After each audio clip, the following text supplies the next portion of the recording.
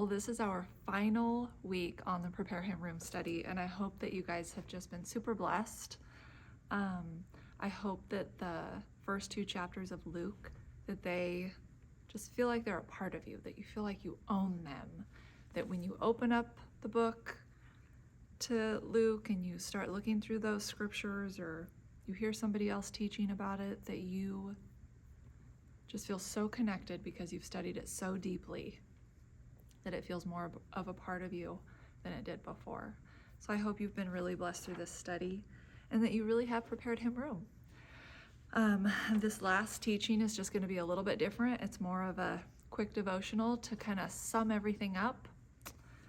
The thing I've been thinking on lately is that doctrine leads to devotion. And so we've taken these 5 weeks and we've really dug deep and learned more truths about who God is, what He tells us in the scriptures, and hopefully applied those things to our lives. And what I really want to ask is, now what? Where do we go from here? What do we do now? Because the point of it all is, He wants you. He wants our hearts. He just wants us. He wants us to love Him with all of our heart, mind, soul, and strength. And so this study, the point of it all, this is what it was not about. This is what it's not about. Zachariah's temple service. It's not about Mary's submission to motherhood. It's not about John the Baptist's wilderness preaching. It's not about Joseph's obedience to take Mary as his wife. As I go through these things, I hope that it's bringing back all these remembrances of what we've been studying, these deep things that He's ingrained in you. I hope we know that it's not about the shepherds being dedicated to their sheep, Mary rightfully observing the days of her purification. It's not about Jesus's circumcision and His dedication.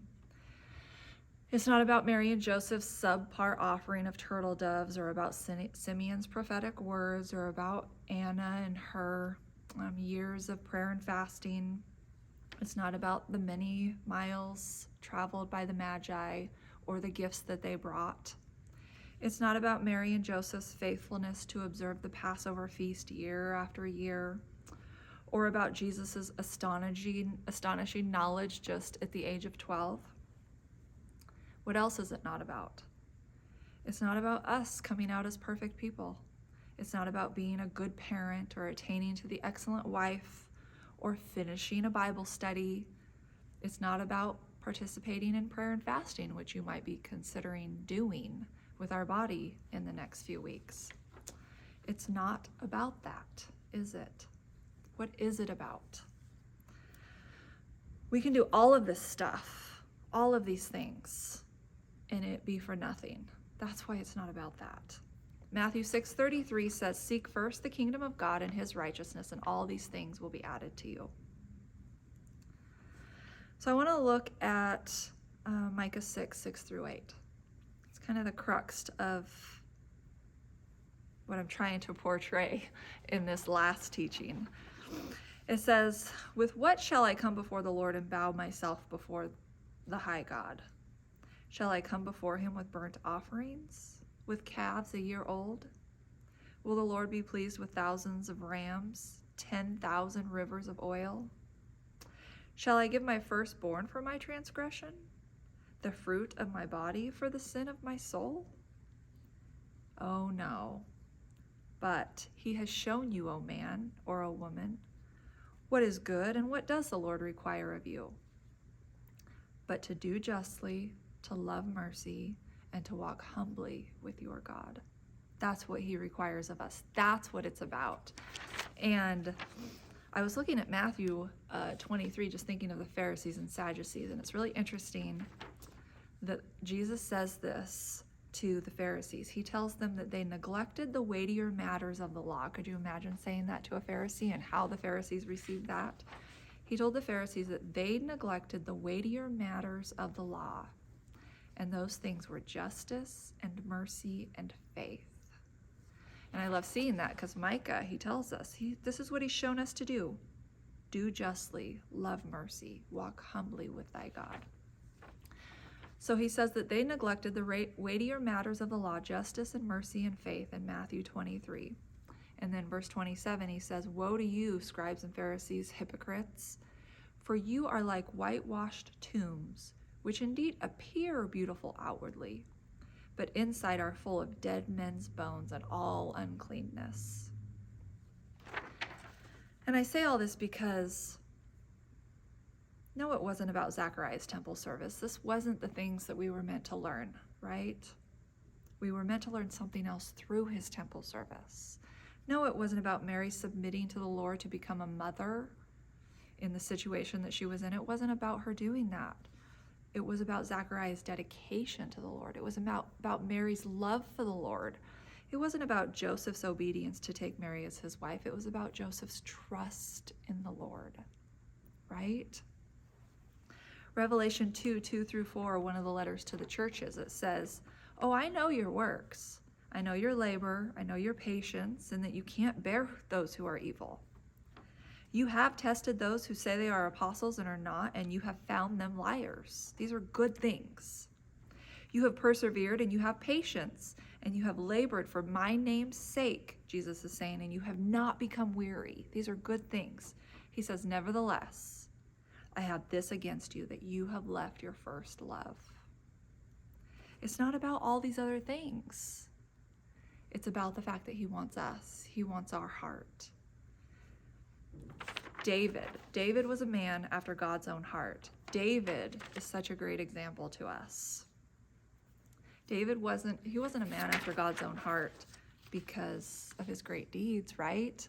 I mean, David was a murderous adulterer. He wasn't perfect, right? No, because when David did sin, this is what shows us that David was a man after God's own heart. When he did fail, as you will and as I will, he was wrecked by it. David was undone by it. Because his heart was a heart after God. He did justly, he loved mercy, he walked humbly with God. And that's what he wants from us. I think back to years ago when I was, raising my kids and a young wife, and I was trying to do all the things right. And my husband finally told me, stop doing Bible studies about being a wife. Because he recognized that I was striving so hard to do all the right things that I was missing the most important thing. I was missing who God was and knowing him more and loving him better. Because if I seek first the kingdom of God and his righteousness, all those other things would be added to me. And so recently I was reminded of something that I wrote. It was 10 years ago now. And I was teaching my 3rd through 5th grade class at Calvary Academy, the school that we had here at RCF. So I'm just going to read to you this incident that happened that I think really helps to drive home the point of it all. 10 years ago, I was at the youth campus tidying up after a day of teaching my 3rd through 5th graders when my 16-year-old burst into the classroom showcasing a proud smile and a perfect grade on her recent history test. I'm instantly beaming with pride. It's not the perfect score that pleases me in this moment. It's her perfect joy. She really does care about her work. She is putting in effort, reaping the benefits of her hard work, and she's so proud of it, and I'm proud of her. Well, she decides that the score deserves a stop for ice cream on the way home. And I hesitate, of course. I'm not quick to respond because I need to evaluate the situation. What message do I give her if we go for ice cream because she received a perfect grade? If she had tried just as hard and received a low A or even a C, would I still take her out for ice cream? Would she even expect ice cream? Does she understand how valuable her effort is to me? That red mark, it doesn't always reflect the effort, does it? But the effort, doesn't it always reflect the heart? As I'm weighing and contemplating something as simple as ice cream, she's laughing and telling me all about myself. How she knew I wouldn't go for it. Why would I give her ice cream for something she should be doing anyway? Or something like that, she's telling me.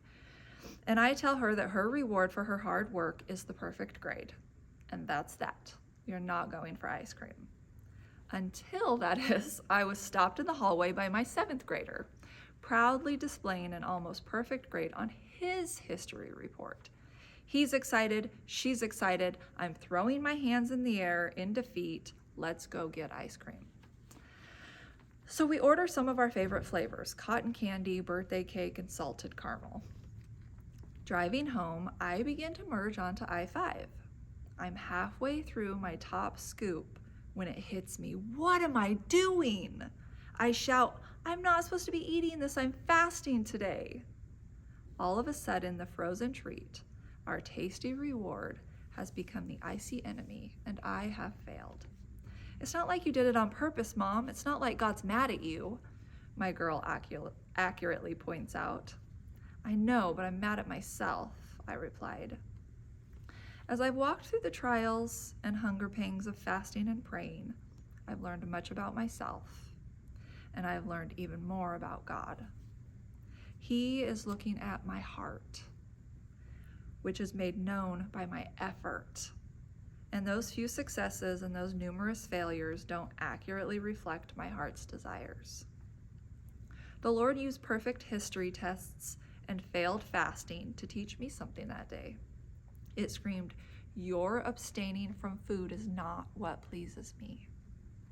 Rather, your desire to sacrifice. In attempting to teach my children that the red letter doesn't define them or reflect their hard work, and striving to show them that their value was not in report cards and teacher comments, I was slowly learning along the way as well, and I'm still slowly learning today. 1 Corinthians 10:31 says, therefore, whether you eat or drink or whatever you do, do all to the glory of God. So I say this because it wasn't about this Bible study. The things we were learning, it wasn't about Jesus being circumcised and dedicated to the Lord. Does the Lord delight in the mutilation of bodies? Is it the physical circumcision that makes him happy? No. The Lord delights in complete surrender to him, and that's what circumcision demonstrates. Does the Lord delight in us starving our bodies in fasting? No, he delighted in Anna giving her whole self to him, dedicating her whole self to him. In Micah 6:8, we had read, shall I come before him with burnt offerings, with calves a year old? Does he want the flame and the smoke of an offering? Does he want the death of his animals that he created? Those are not the things that he desires, is it? It's all pointing to something else. Seek first the kingdom of God and his righteousness, and all these things shall be added to you. I'm going to close with Romans 12:1-2. It says, I beseech you, therefore, brethren, by the mercies of God, that you present your bodies a living sacrifice, wholly acceptable to God, which is your reasonable service. And do not be conformed to this world, but be transformed. How? By the renewing of your mind. And I do believe that our minds are renewed when we study the scriptures, that you may prove what is that good and acceptable and perfect will of God. So keep studying, friends. Keep digging in, keep gathering with your sisters to discuss it. Keep sitting under solid teachers. Keep studying the Bible, but remember, it's not about our works. It's not about closing the Bible study book, checking it off the list, and setting it on the shelf. It's about what comes from that. Doctrine leads to devotion. He wants you. He wants your heart. He wants all of you. So let the things that you learned in the coming of Jesus as a baby to become God becoming man, let that seep deep into your heart. Let it change you. Let it draw you near to him. Let it cause you to be so devoted to him that you walk away from this study a changed person. I hope that that's true for you. So thank you for doing this study with us. I hope that you were blessed, and I hope that you were changed. God bless you.